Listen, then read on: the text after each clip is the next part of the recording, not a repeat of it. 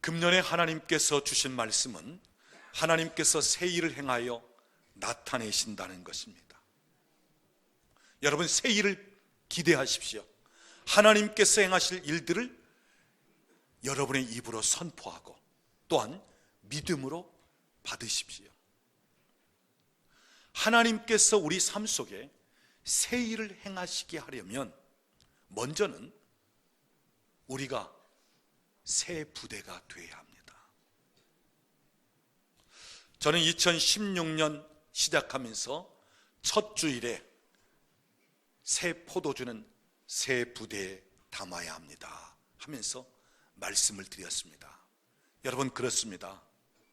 새 포도주, 새 것을 담기 위해서는 새 부대가 준비되어야 하는 것입니다.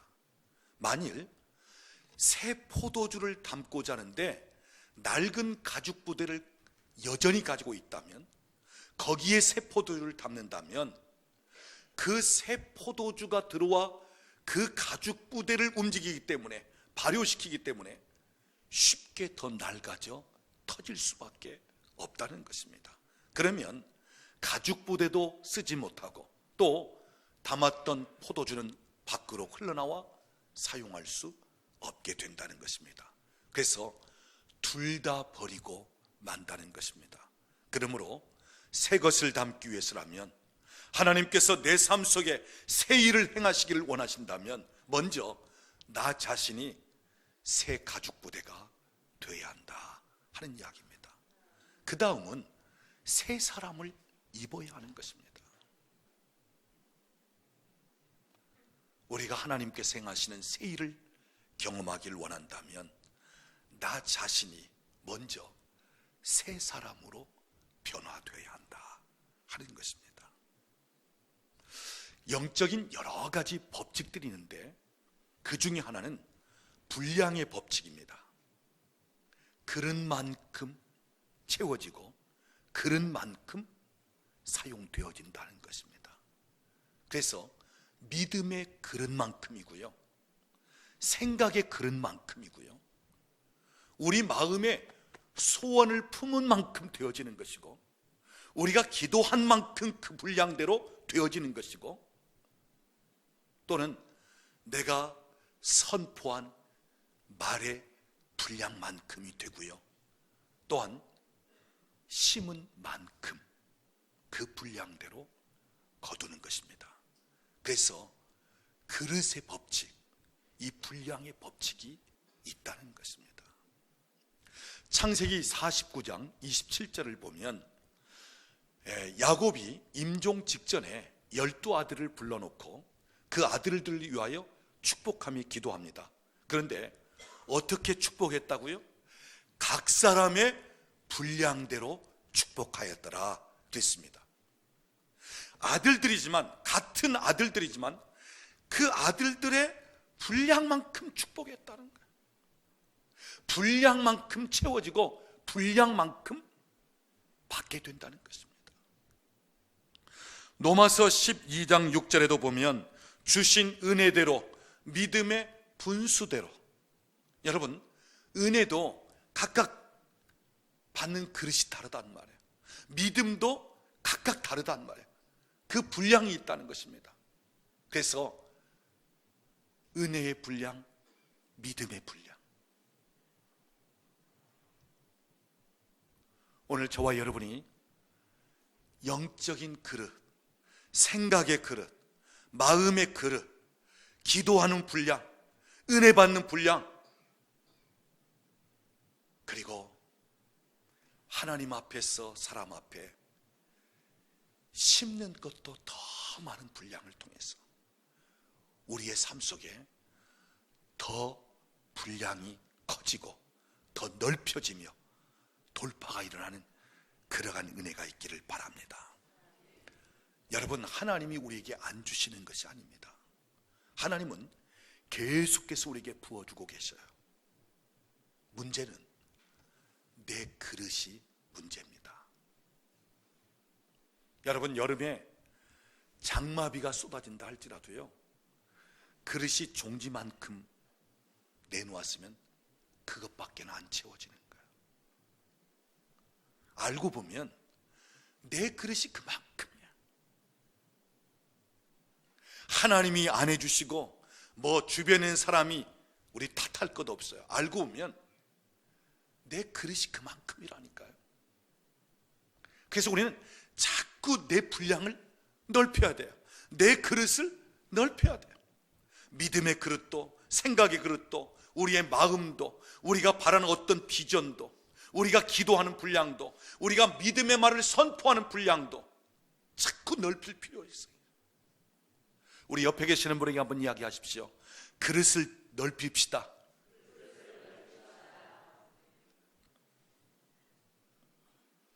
오늘 저와 여러분이 새 부대가 될 수 있기를 바랍니다. 그래서 새 포도주를 담을 수 있기를 바라고요, 또한 새 사람을 입을 수 있기를 바랍니다. 그래서 하나님께서 행하시는 새 일들, 또한 우리의 삶이 하나님께서 새 사람답게 들어쓰시는 그러한 은혜가 있기를 우리 주님의 이름으로 축복합니다. 자, 하나님께서 새 일을 행하시고 또 하나님 앞에 내가 참 새롭게 쓰임을 받기를 원한다면 새 사람을 입어야 하는데, 새 사람을 입기 위해서는 어떻게 해야 하는가? 오늘 저는 이 본문 말씀을 통해서 크게 세 가지를 살펴보려고 합니다. 첫째는 새 사람을 입기 위해서 옛 사람을 버려야 하는 것입니다. 우리가 새 옷을 입기 위해서 먼저 입고 있던 헌옷을 벗는 것처럼 우리가 새 사람을 입기 위해서는 옛 사람을 벗어야 하는 것입니다. 그래서 오늘 본문 22절 끝에 보면 옛 사람을 벗어버리고 그랬습니다. 자, 여기 옛 사람을 이야기하고 있는데, 그러면 옛 사람은 어떤 특징을 갖고 있는가? 무엇이 옛 사람인가? 여러분 17절 말씀 보면 그 마음에 허망한 것으로 그랬습니다. 옛 사람의 특징은 허망한 마음입니다. 허탄한 마음입니다. 이것이 옛 사람입니다. 이 허망한 마음은 진리가 없는 마음이에요. 예수가 없는 마음입니다. 세상적인 마음. 그래서 세상 사람들, 이방인들이 추구하고 이방인들이 갖고 있는 그 마음들, 이것이 옛사람의 특징인 것입니다. 여러분 디모데후서 4장 4절 말씀을 보면 말세에 되어질 일들을 이야기하고 있는데, 그 중에 하나가 사람들이 진리에서 떠나 허탄한 이야기를 따른다 그랬어요. 그래서 갈수록 진리로부터 사람들이 떠나갑니다. 허탄한 이야기, 허망된 것, 그것을 추구하고 그것을 쫓아가는 거예요. 그래서 오늘날 이 사람들의 흐름이 자꾸 허탄한 것을 쫓아가고 허망된 마음을 갖는다는 말씀이에요. 그 나중에 가서 그들의 고백은 솔로몬 왕이 고백했던 것처럼 모든 것이 헛되고 헛되도다, 이렇게 끝나는 거예요. 그래서 오늘날 이 말세를 사는 사람들은 자꾸 허탄한 것을 쫓아간다는 거예요. 마음에 허망된 것을 자꾸 채우고 있다고 하는 사실입니다. 그 다음 옛사람의 특징은 18절 말씀을 보면 총명이 어두워지고 그랬습니다. 총명이 없습니다. 그래서 미련하고 어둔하고 어리석습니다. 어두워져 있다는 거예요. 그래서 분별을 하지 못하고 또는 혼미한 상태에 빠진다는 것입니다. 여러분 지금 이 예배실 안에 전등이 켜 있기 때문에 환합니다. 그런데 이 빛이 사라진다면, 어둠이 임한다면 깜깜한 상태가 되겠죠. 갈수록 사람들의 마음이 어두워지고 있어요. 갈수록 분별을 못합니다. 그래서 지금 이 세대는 혼돈의 세대예요. 방황하는 세대입니다. 어디로 가야 할지, 어떻게 해야 할지 알지를 못하는 그런 시대가 되고 있다는 사실입니다. 그 다음 18절 말씀 계속해서 보면 무지함을 이야기하고 있습니다. 옛사람의 특징은 무지하다는 것입니다. 하나님을 아는 지식이 없습니다. 영적인 지식이 없습니다. 그래서 말씀이 그를 이끌어가지 못하기 때문에 결국은 망할 수밖에 없다고 하는 사실이에요. 우리가 호세아서를 읽다 보면 이스라엘 백성들이 멸망하는 두 가지를 이야기하고 있습니다. 첫째는 호세아 4장 6절 말씀 보면 내 백성이 지식이 없어서 망하는도다 그랬어. 지식이 없어 망하는 거예요. 호세아 4장 14절 보면 두 번째 망하는 이유를 이야기하고 있는데 내 백성이 깨닫지 못함으로 망하는도다. 지식이 없어서 듣긴 듣는데 깨닫지 못해서 결국은 망한다는 것입니다. 여러분, 오늘 우리가 영적인 지식이 없다면, 하나님을 아는 지식이 없다면 결국은 망할 수밖에 없다고 하는 사실이에요. 오늘 저와 여러분이 하나님을 더 알아가기를 원합니다. 신령한 것에 대한 지식을 갖기를 원합니다. 오늘 저와 여러분이 영적인 것을 더 추구하며 영적인 지식을 갖고 그리고 말씀을 들을 때 깨달아지기를 우리 주님의 이름으로 축복합니다. 그 다음 18절 말씀 계속해서 보면 마음이 굳어짐으로 말미암아, 여기 굳어진 마음, 옛사람의 특징은 마음이 굳어져 완고하고 강팍한 상태에 있다고 하는 사실이에요. 여러분이 광야를 여행하던 이스라엘 백성의 특징은 완고함이었습니다. 마음이 굳어져 있다는 거예요. 그래서 히브리서 3장 8절 말씀을 보면 광야에서 생활하던 너희 조상들처럼 완고하지 말라, 굳어진 마음 갖지 말라는 거예요. 여러분이 굳어지는 것은 무엇이든지 안 좋아요. 우리 혈액이 굳어진다, 혈관이 굳어진다, 우리의 피부가 굳어진다, 이것은 결국은 생명력이 없단 말이에요. 노화되어 가고 있고 무엇인가 활동하는 것이 제대로 안 된다는 것입니다. 특히 우리의 마음이 굳어진다. 이 굳어지는 것은 상처를 이야기하기도 하고요, 이 굳어진 거 딱딱하고 단단해서 변화가 없는 것을 이야기하는 것입니다. 예수님께서 씨 뿌리는 비유를 말씀하셨죠. 자, 씨앗을 뿌리는데 여러 종류의 밭이 있습니다. 길가가 있고 돌짝밭이 있고 가시덤불 밭이 있고 좋은 땅, 옥토가 있습니다. 자, 같은 씨앗을 뿌렸어요. 그런데 길가에 뿌려진 씨앗은 새들이 와서 먹어버립니다. 도저히 그 단단하고 굳어있는 땅에 뿌리를 내릴 수 없는 것입니다. 돌짝밭에 뿌려진 씨앗은 잠깐 싹이 나고 좀 자라는가 하든지, 그런데 더 이상 뿌리를 내릴 수 없습니다. 왜요? 딱딱한 돌멩이가 받쳐 있기 때문에. 또 가시덤불에 떨어진 씨앗, 자라긴 하지만 그늘이 져서 제대로 자랄 수가 없는 것입니다. 그래서 길가나 돌밭이나 가시덤불 밭은 열매를 맺을 수가 없는 것입니다. 그런데 좋은 땅에 뿌려진 씨앗은 30배, 60배, 100배의 결실을 맺는다. 여러분, 여기서 밭은 우리 마음밭을 이야기하고 있는 거예요. 하나님의 말씀의 씨앗이 떨어질지라도 우리 마음 상태가 굳어 있다면, 단단해져 있고 딱딱해져 있다면 말씀이 들어올 수가 없다는 말씀, 뿌리를 내릴 수가 없다는 거예요.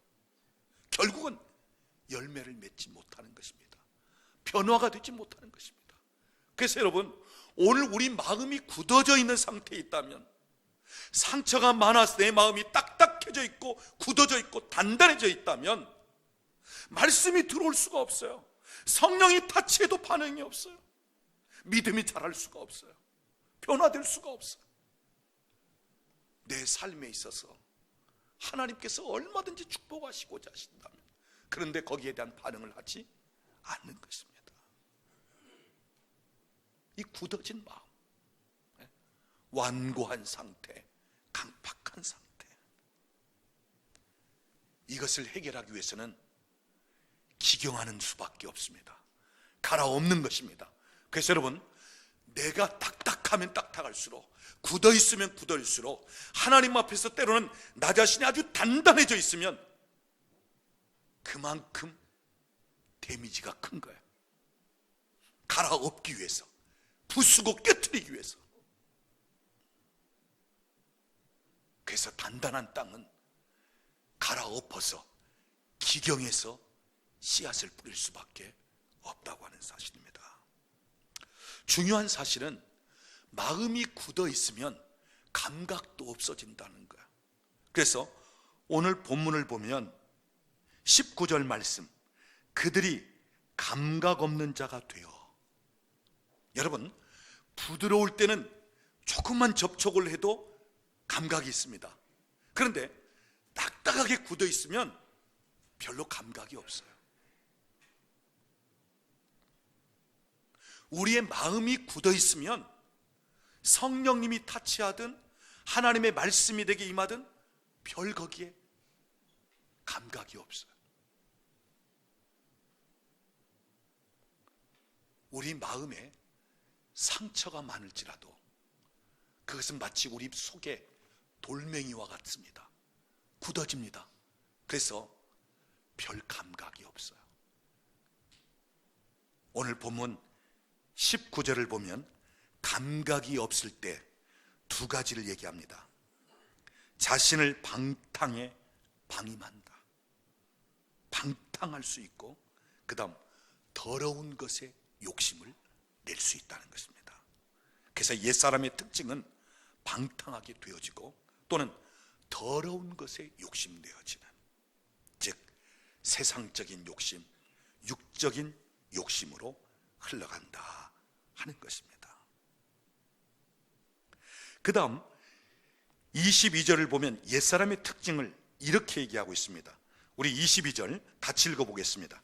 너희는 유혹의 욕심을 따라 썩어져가는 구습을 따르는 옛사람을 벗어버리고. 자, 여기 유혹의 욕심, 옛사람의 특징은 욕심이라는 것입니다. 여러분 기억하십시오. 하나님은 우리 마음의 소원을 이루시는데 비전은 이루시지만 내 마음속에 가지고 있는 욕심은 이루시지 않습니다. 그래서 우리가 욕심을 가지고 기도하고 욕심을 가지고 무엇을 하고자 하면 하나님은 거기에 대해서는 반응하지 않습니다. 그러나 정말 하나님의 뜻이 이 땅이 이루어지도록, 하나님 계획하신 것이 이 땅에 나타나도록, 나를 통해서 하나님 주신 비전이 성취되도록 이것을 구하고 이것을 원한다면 하나님은 우리를 들어 쓰시면서 그것을 이루시는 것입니다. 그런데 나 자신을 위한 욕심은 하나님께서 이루시지도 않고 그런 기도는 들으시지도 않는다는 것입니다. 그 다음 여기 썩어져가는 구습을 따른다 그랬습니다.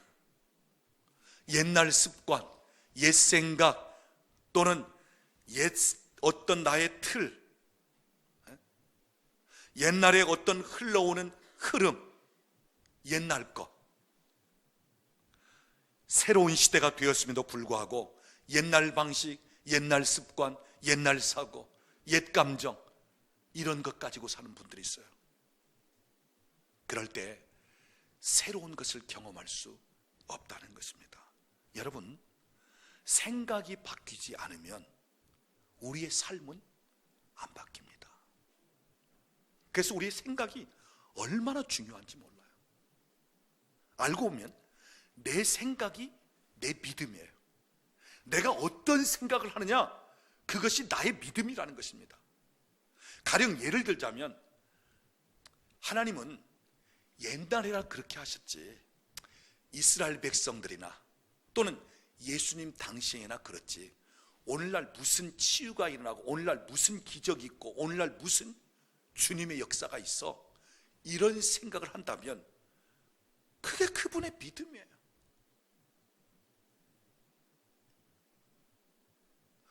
힘들고 어려운 것은 하나님도 못하시고 그냥 웬만한 정도, 그 정도지, 그렇게 생각한다면 그분의 믿음이에요. 그러나 하나님은 어제나 오늘도 영원토록 동일하신 분이야. 과거에 행하신 분이라면 지금도 행하실 수 있지. 하나님은 불가능한 것이 없으신 분이잖아요. 하나님은 없는 것 중에도 있게 하시는 창조주가 되시잖아. 그런 생각을 한다면 그것이 내 믿음이에요. 중요한 사실은 믿음대로 역사가 일어난다는 것입니다. 믿음대로 하나님이 일하신다는 거예요.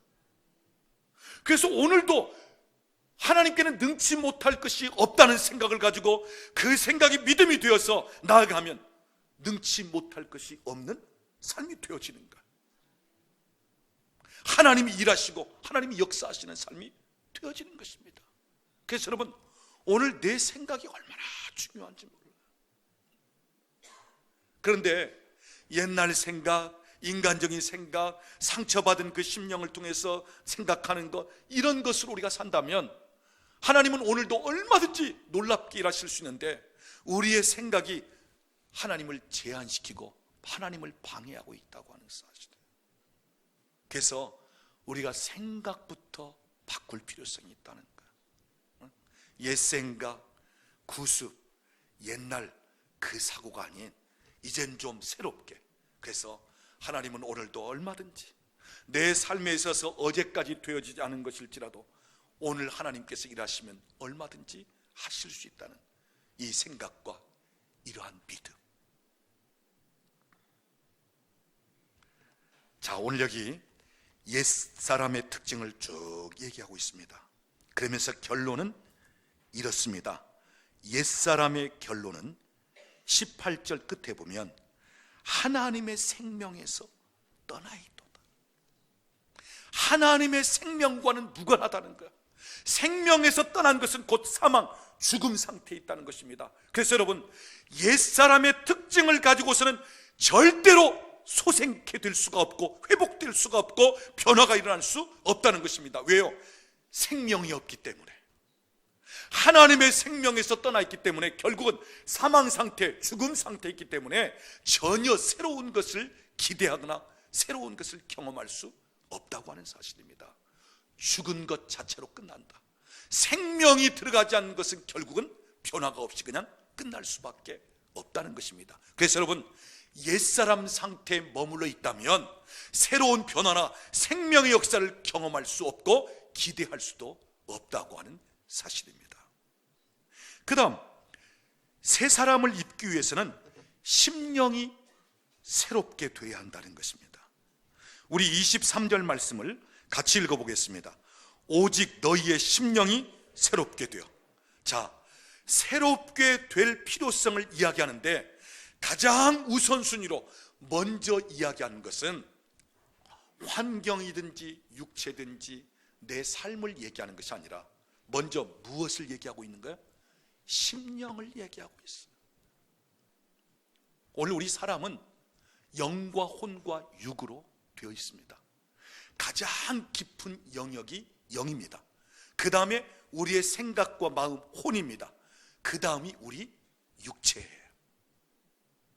그래서 가장 근본적인 이 핵심 속에 있는 영을 다루지 않으면, 이 영이 변화되지 않으면 다른 것은 바뀔 수가 없다는 거예요.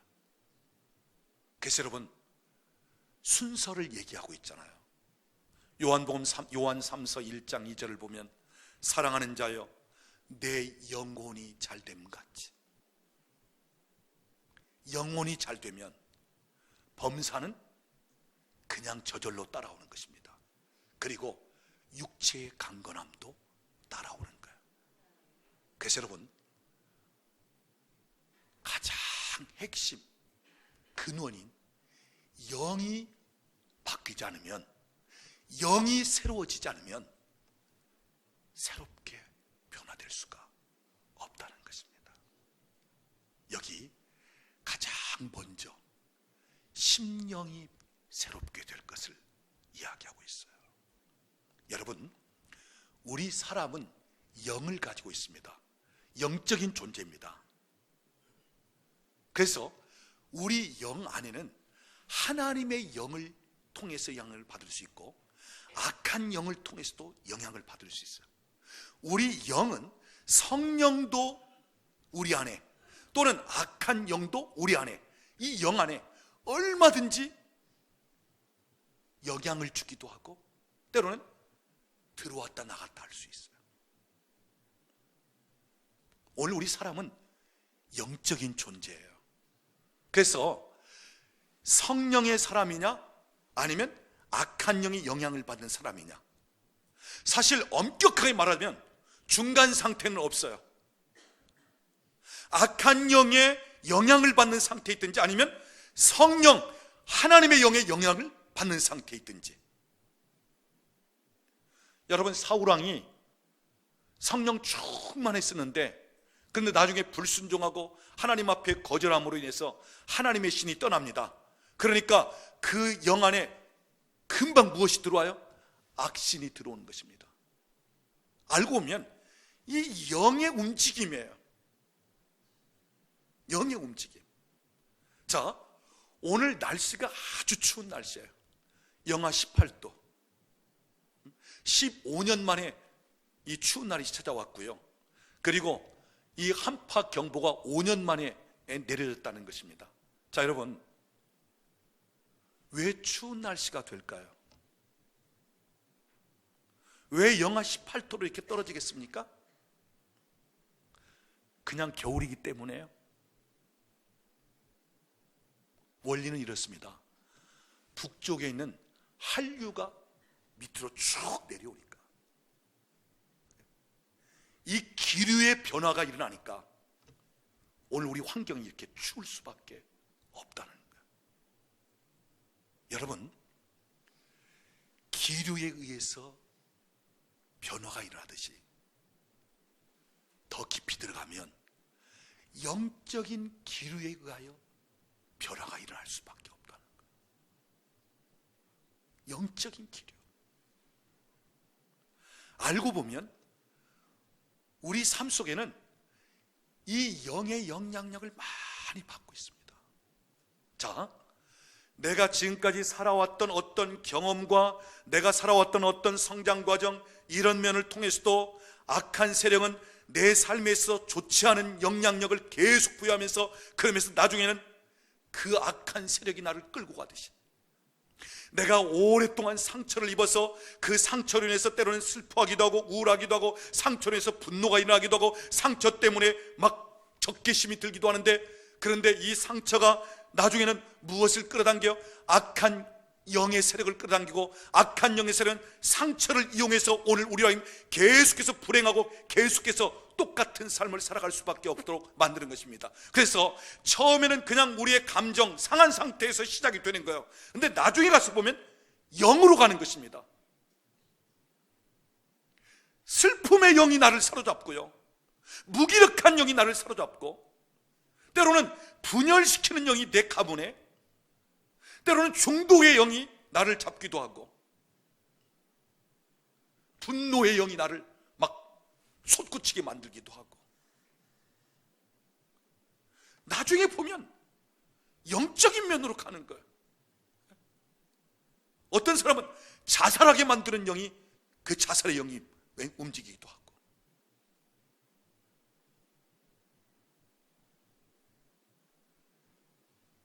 그래서 알고 보면 우리 가문에도 영의 흐름이 있고 장소 공간에도 영의 흐름이 있어요. 어떤 집안은 계속 단명하는 집안이 있어요. 나이 60을 넘기지 못하고 계속 단명하는 집안. 어떤 가문에는 계속 이혼하는 이 분열의 영이, 그래서 계속, 또는 어떤 가문은 계속되는 질병을 통해서 유전되듯이 또 어떤 가문은 하는 것마다 안 되면서 마치 실패하듯이, 어떤 가문은 자녀를 낳으면 그냥 그 자녀가 살지 못하고 죽게 되는 식의 가문이 있고요. 여러분, 장소도 보면 어떤 장소는 계속 사고가 일어나는 장소가 있고요, 어떤 가게는 계속 들어와야 실패하는 가게가 있고요, 어떤 집에 가면 계속 그 집은 우울하고 무기력한 상태에 있는 그 공간이 있기도 하고요. 그래서 여러분, 우리가 좀 깊이 들어가면 이 영의 기류, 영의 기류, 오늘 성경은 말합니다. 심령이 새롭게 되지 않으면 새 사람을 입을 수 없다, 새로운 변화를 경험할 수 없다. 왜요? 옛날 그 영적인 상태, 그 기류에 그냥 그대로 머물러 있다면 더 이상 새로워질 수 없다는 것입니다. 여러분, 사실 교회는 영을 다루어야 하는 곳입니다. 오늘 정말 우리 목회자들, 우리가 신앙생활하는 것은 영을 다루는 거예요. 그냥 생각이나 그냥 마음이나 뭐 성품이나 예절이나 교육이나 이게 아니고요, 알고 보면 가장 핵심적인 영을 다루고 영을 변화시키고 영적인 면을 경험하게 하고, 이것이 오늘 신앙생활이고 교회입니다. 여러분, 영적 기류가 안 바뀌면 내 삶의 변화가 없다고 하는 사실이에요. 그러면 이 영적인 기류 어떻게 바꿀 수 있습니까? 우리가 예배를 통해서 영적 기류를 바뀔 수 있어요. 그래서 가정에 예배를 드리고 가정에서 하나님의 임재를 풀어놓고 오늘 찬양을 통해서 영적 기류를 바꿀 수 있습니다. 더 중요한 사실은 새 영, 성령이 임하시면 전에 있던 영들은 떠나갈 수밖에 없다고 하는 사실입니다. 마치 어두움이 있는데 빛이 찾아오면 그 어둠은 떠나가듯이, 내 집안, 내 가문, 내 삶 속에, 내 환경 속에 어떠한 전에 있던 나를 지배하고 누르고 있던 영이 있다 할지라도 새 영, 성령님이 내 안에 들어오시면, 내게 임하시면 그 전에 있던 영들은 떠나갈 수밖에 없다고 하는 사실이에요. 오늘날 교회가 이 영을 다뤄야 되는데, 그런데 이 영을 건드리지 않습니다. 여러분, 영을 다루면 나 자신에게는 아픔이 있어요, 고통이 있어요. 왜? 영적인 충돌이 일어나거든요. 내 심령, 그동안 내 삶에 있어서 오랫동안 내 인생을 누르고 있던 그 영이 이제는 새로운 것과 충돌을 하는 것입니다. 그래서 여러분, 이 영을 다루다 보면 본인들에게는 아픔이 있고 진통이 있고 부딪힘이 오게 되는 거예요. 그런데 그렇게 해야 바뀌는 거예요. 또 영을 다루는 사역자들의 입장에서 보면, 영을 다루다 보면 이 악한 영들을 통한 공격도 받을 수 있고, 또 이 영을 다루는 것이 쉬운 일이 아닙니다. 여러분, 기도하는데 그냥 중보기도, 그러면 그분의 어떤 나타나는 현상과 되어지는 일들만 놓고 하나님 앞에 기도하는 식인데, 알고 보면 영적으로 깊이 들어가서 중보기도를 하면 그 집안에 영적인 어떤 문제가 있는가, 어떤 영이 지금 그런 식으로 만드는가, 어떻게 쳐내야 할 것인가, 무엇을 끊어버릴까, 이 영적으로 깊이 들어가는 이 기도는 쉬운 기도가 아니란 말이에요. 그래서 여러분, 이 영을 다루는 것이 사실은 참 힘든 부분입니다. 오늘날 많은 교회가, 목회자들이 이 영을 다루지 않습니다. 건드리지 않습니다. 그러면 조용해요. 그냥 차분해요. 그런데 평생 그렇게 살아가는 것입니다. 그러나 어느 때는 좀 아픔이 있고 진통이 있고 부딪힘이 있다 할지라도 사역자들이 그만한 진액을 짜내면서 영적으로 충돌하면서 악한 세력과 때로는 전쟁을 한다 할지라도 이 과정을 거칠 때 변화가 일어나고 새로워지고 돌파를 경험하고, 여러분, 잠잠하고 평안하다고 해서 그것이 평안이 아니에요. 오늘 우리는 영적인 기류를 바꿀 수 있는 사람이 되어야 하는 것입니다.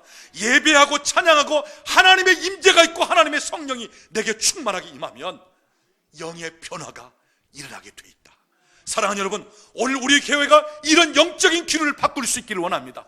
여러분이 영적인 기류를 바꿀 수 있기를 바랍니다.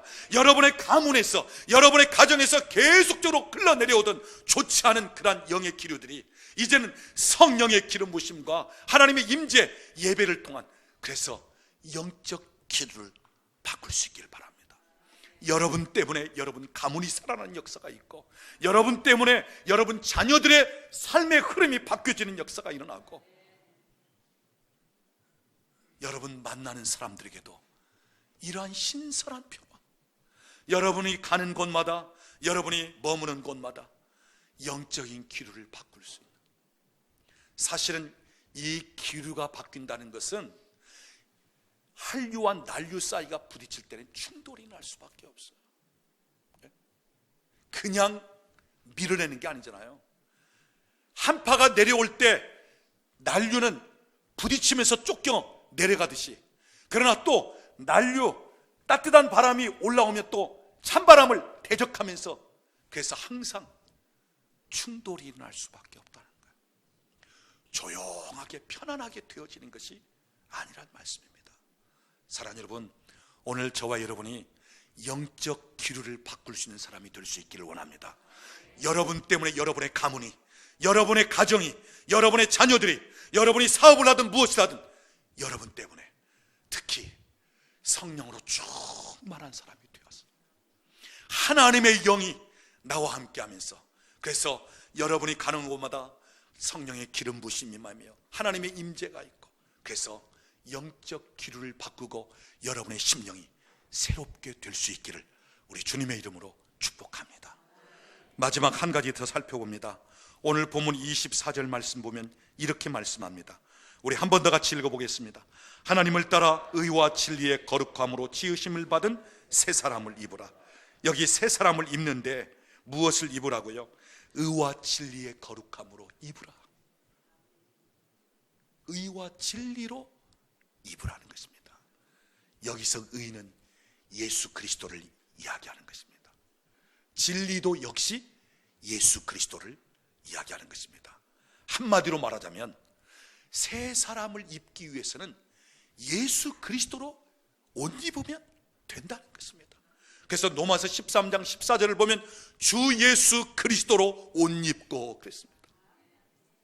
오늘 우리가 예수 그리스도로 옷 입기만 한다면, 그분이 내 안에 충만하게 거하고 내 위에 임하신다면, 예수 그리스도를 내가 옷 입듯 그렇게만 한다면 얼마든지 새 사람을 입게 된다는 것이죠. 여러분, 창세기 3장을 보면 아담과 하와가 범죄한 후에 자기들의 부끄러운 것을 보게 되었습니다. 그래서 나뭇잎 치마를 둘렀습니다. 이 나뭇잎 옷은요 오래가지 못해요. 햇빛만 나면 나뭇잎이 또르르 말라버립니다. 그리고 딱딱해지면 나중에는 부서지고 맙니다. 임시적인 것에 불과해요. 자, 그럴 때 하나님께서 무엇을 지어 입혀주십니까? 가죽옷을 지어 입혀주시는 거예요. 여러분, 이 가죽옷은 예수 그리스도를 중심하는 구속사적인 입장에서 보면 그 가죽옷은 짐승을 잡아 희생시켜만 얻어지는 가죽이에요. 이것은 곧 예수 그리스도의 피 흘림을 통한 바로 그리스도의 옷을 이야기하는 것입니다. 피 흘림이 있는 예수의 옷을 상징하고 있는 거예요. 사랑하는 여러분, 오늘 저와 여러분이 이 가죽옷을 입어야 하는 것입니다. 예수 그리스도를 입어야 하는 것입니다. 그래서 그리스도의 심장을 갖고 그리스도로 옷 입혀지고, 그래서 철저하게 예수의 사람이 되면, 예수로 충만한 사람이 되어지면 얼마든지 새 사람을 입게 된다고 하는 사실입니다. 고린도후서 5장 17절, 누구든지 그리스도 안에 있으면 새로운 피조물이라고 말씀하고 있습니다. 오늘 저와 여러분이 그리스도 안에 있기를 원합니다. 예수 그리스도로 옷 입기를 원합니다. 주님의 마음을 갖기를 원합니다. 주님의 그 심장을 갖기를 원합니다. 내가 가는 곳에 주님이 함께 동행하시고 마치 완전히 주님으로 내게 충만하게 덧입혀져서 예수의 사람, 그리스도의 사람이 되어지는 것처럼, 그래서 예수 그리스도로 말미암아 새 사람을 입고 금년 한 해 새 일을 행하시는 하나님, 또한 새롭게 변화되면서 하나님께서 들어쓰시는 사람이 되길 원하는 오늘 저와 여러분이 될 수 있기를 우리 주님의 이름으로 축복합니다.